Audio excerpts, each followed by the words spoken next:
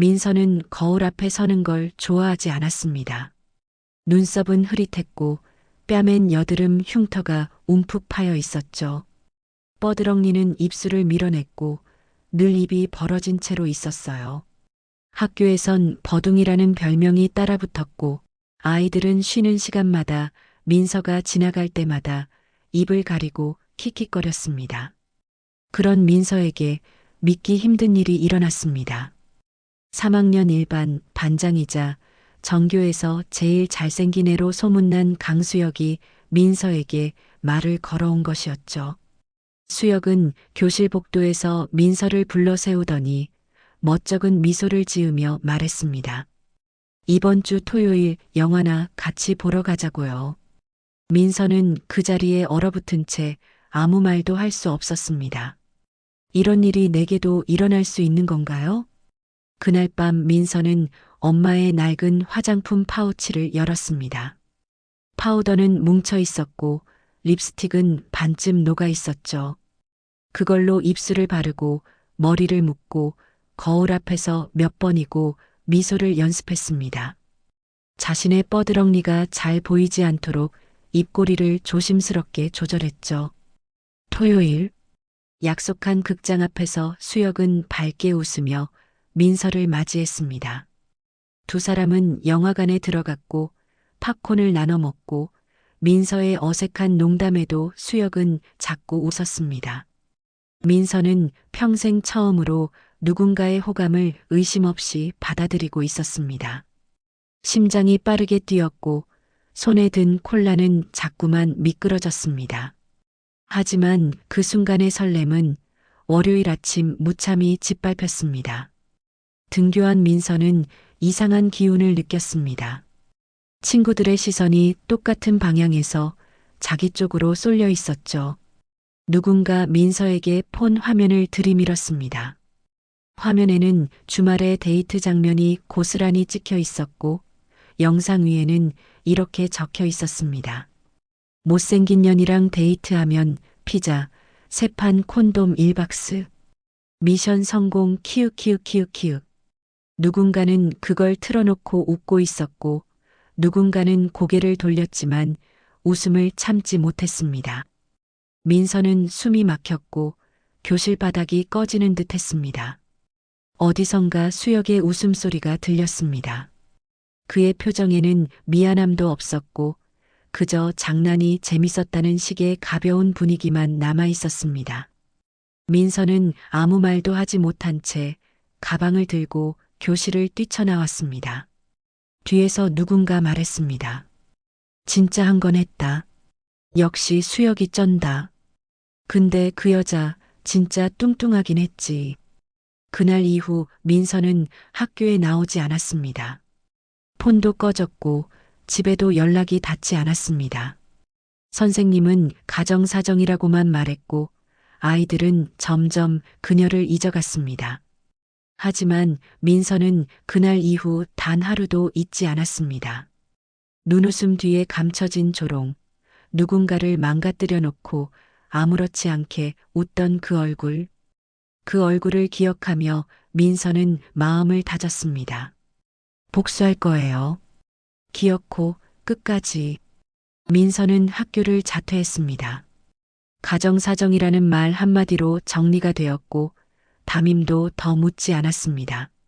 아버지는 출장 중이었고 어머니는 그저 말없이 고개만 끄덕였죠.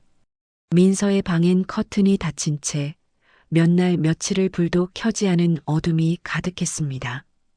컴퓨터 앞에 앉은 민서는 키보드에 손을 올린 채 몇 번이고 검색창을 지웠습니다. 성형외과 추천이라는 문장이 떠 있다가 사라지기를 반복했죠. 처음엔 그저 외모를 바꾸고 싶은 마음이었습니다. 하지만 점점 얼굴을 바꾸는 것이 아니라 민서라는 사람 자체를 지우고 싶은 욕망이 커졌습니다. 어느 날 서울 강남의 작은 성형외과를 찾아간 민서는 진료실에 앉아 말했습니다. 이 얼굴을 없애고 싶다고요. 의사는 눈을 들어 그녀를 바라보더니 조용히 말했습니다. 요즘은 인생 리셋을 원하는 분들이 참 많다고요. 사진 몇 장을 보여주며 수술 가능한 변화들을 설명했지만 민서는 설명을 들으며 한 단어에만 집중했습니다. 리셋.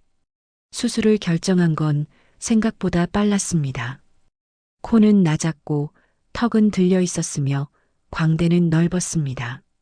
잇몸이 드러난 웃음은 교정으로 바꿔야 했고 살이 많은 얼굴은 윤곽 수술을 피할 수 없었습니다. 수술 리스트를 보며 민서는 망설이지 않았습니다. 통장에 남은 등록금 예치금, 외할머니가 남긴 적금 통장까지 깨며 수술비를 마쳤습니다. 첫 수술은 얼굴뼈를 깎는 일이었습니다. 뼈를 자르고 고정핀을 박는 소리. 수술실의 밝은 조명 아래 민서는 마지막으로 생각했습니다. 이제 다시는 예전으로 돌아가지 않겠다고요. 수술 직후 얼굴은 알아볼 수 없이 부었습니다. 얼굴에선 피가 났고 말도 제대로 할 수 없었습니다.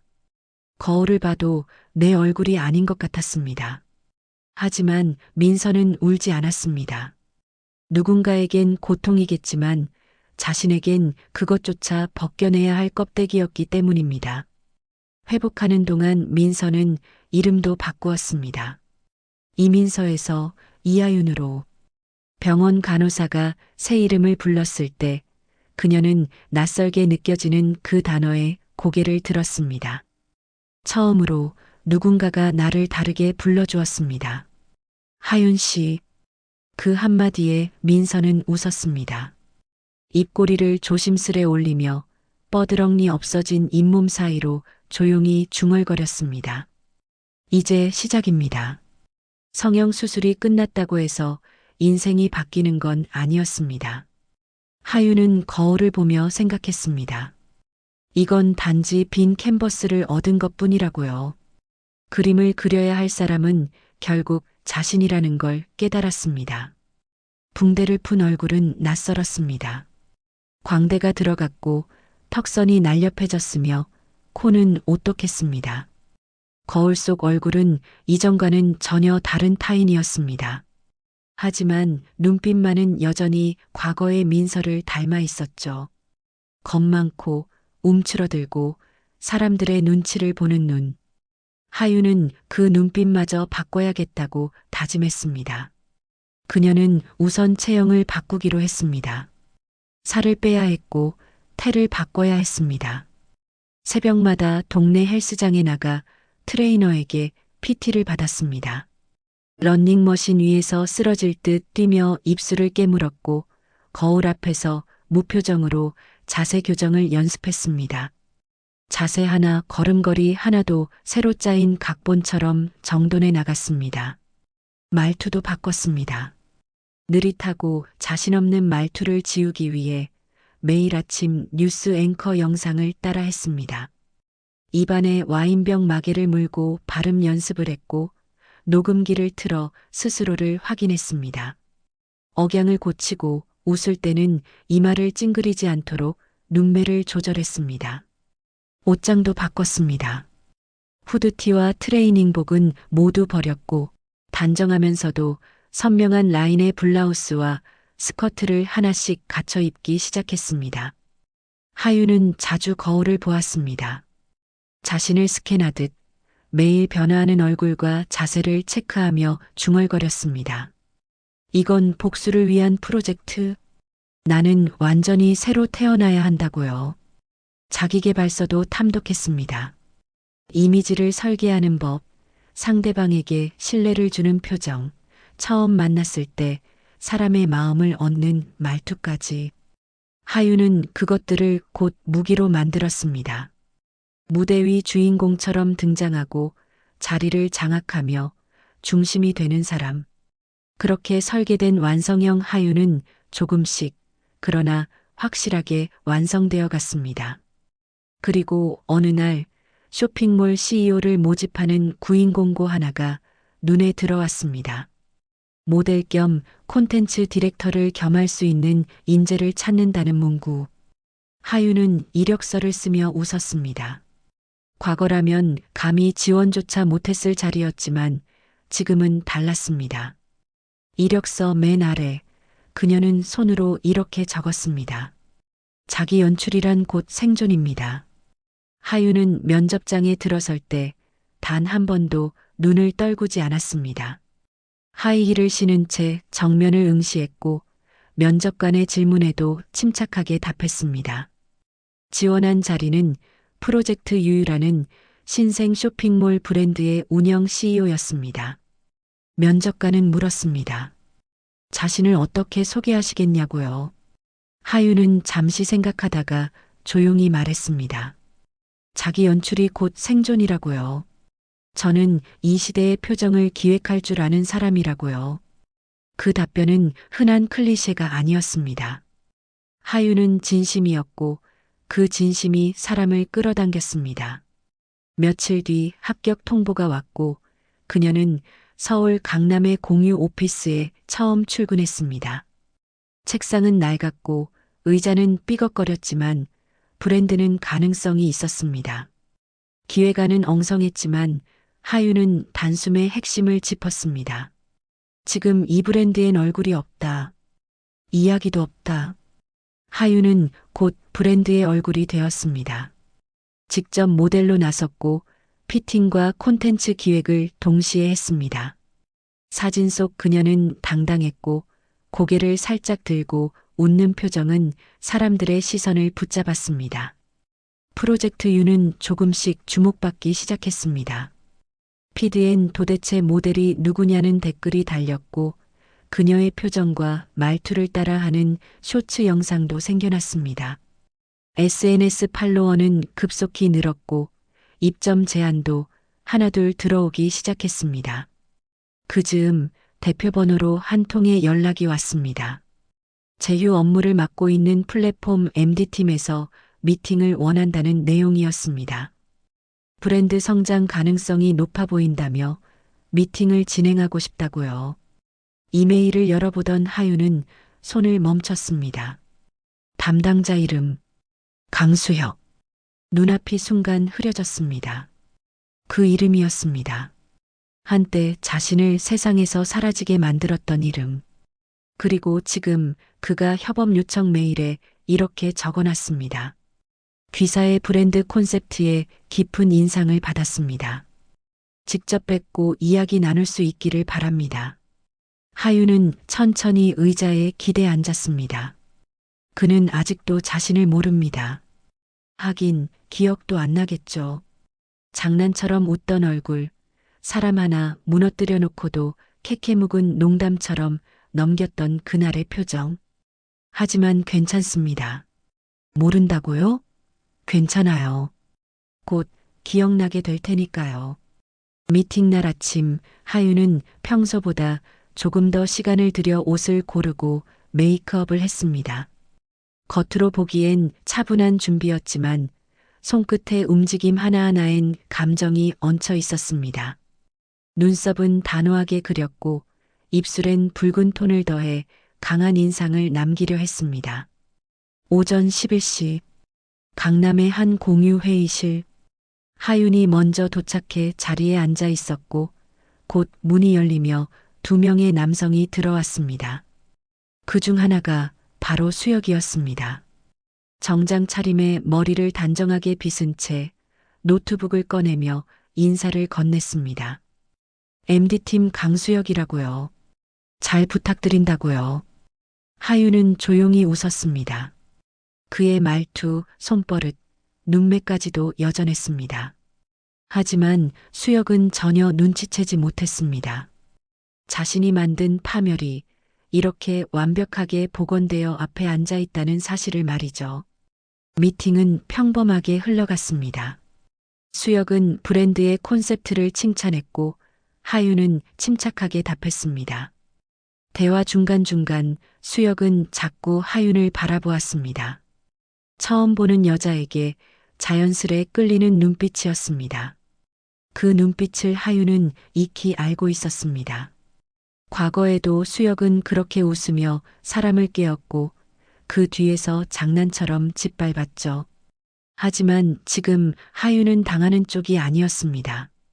그는 아무것도 모르고 있었고 그녀는 모든 걸 기억하고 있었습니다. 회의가 끝나갈 무렵 수혁이 말했습니다. 혹시 시간이 괜찮으시다면 이 근처에 괜찮은 카페가 있는데 잠시 자리 옮겨도 괜찮겠냐고요.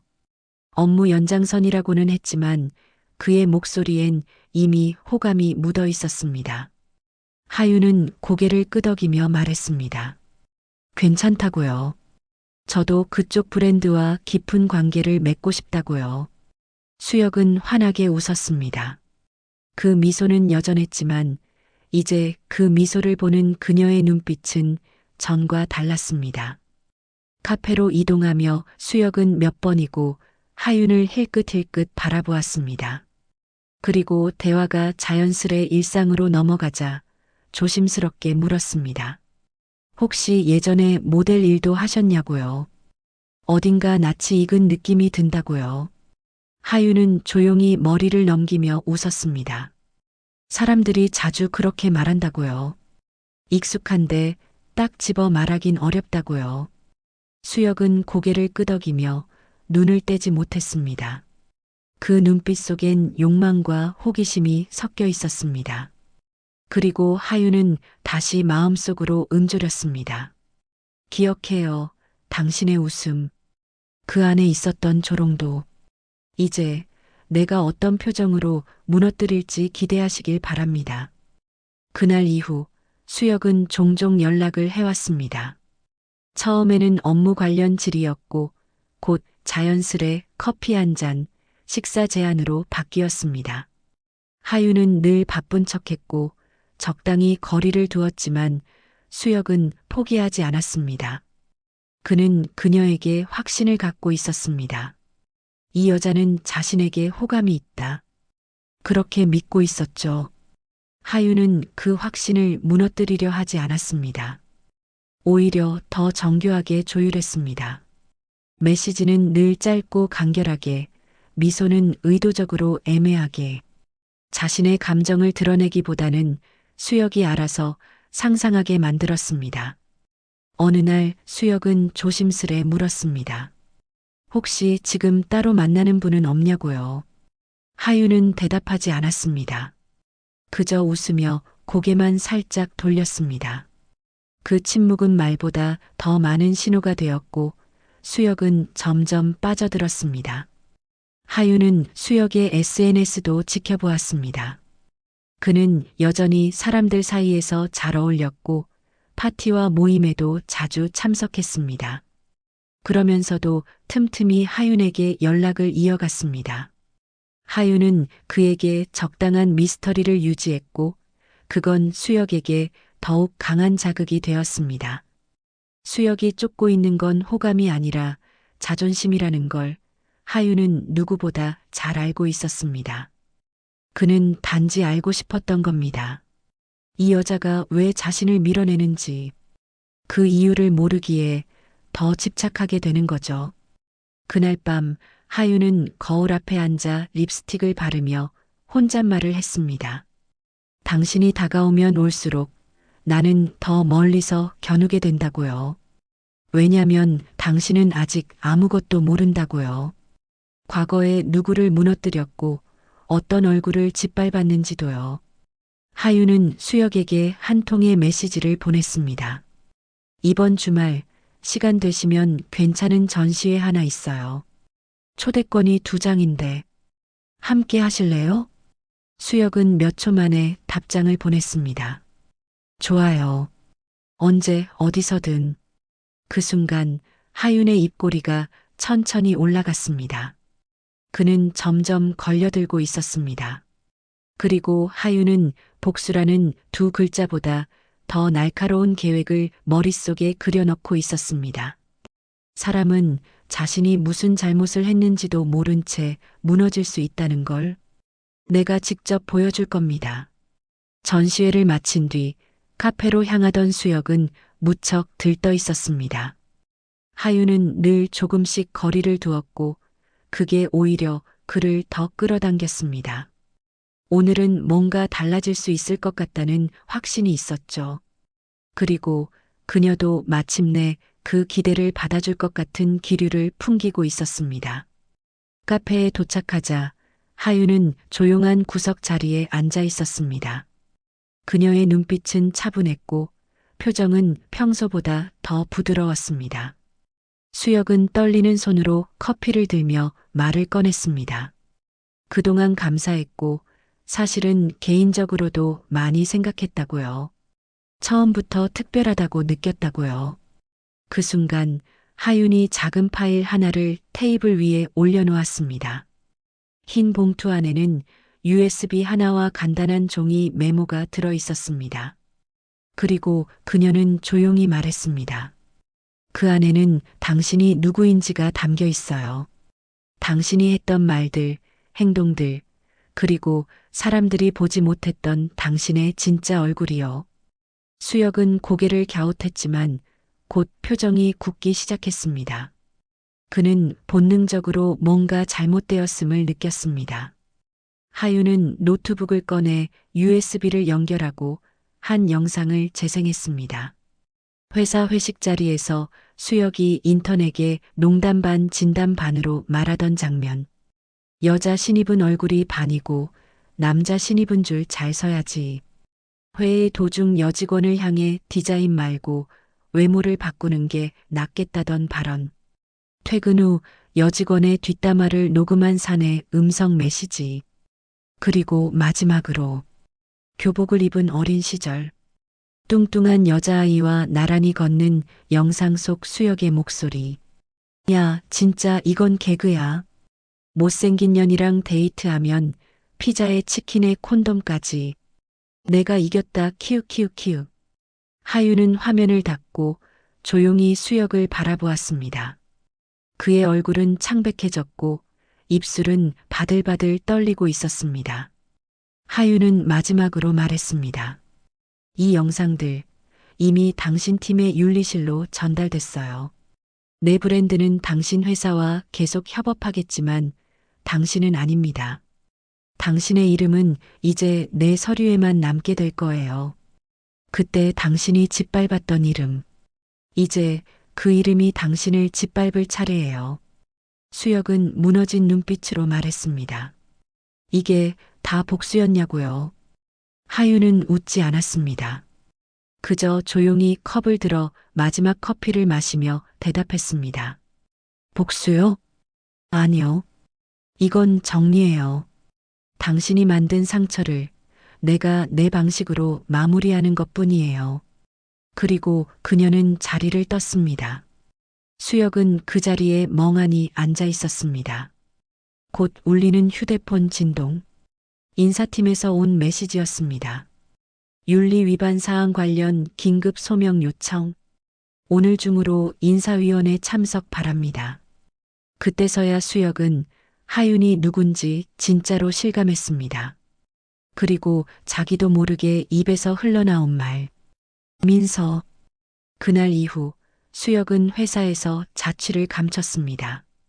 해고라는 말은 없었지만 사실상 모든 실무에서 손을 뗀 상태였습니다. 프로젝트 유아의 계약은 유지되었고 브랜드는 더욱 성장해 갔습니다.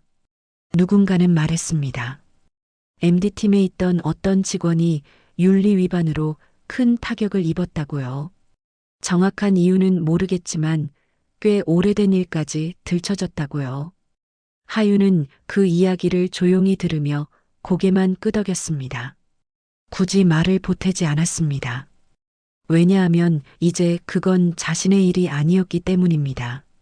하윤은 새로운 시즌 룩북 촬영을 준비하며 스튜디오 한켠에서 조용히 거울을 마주했습니다.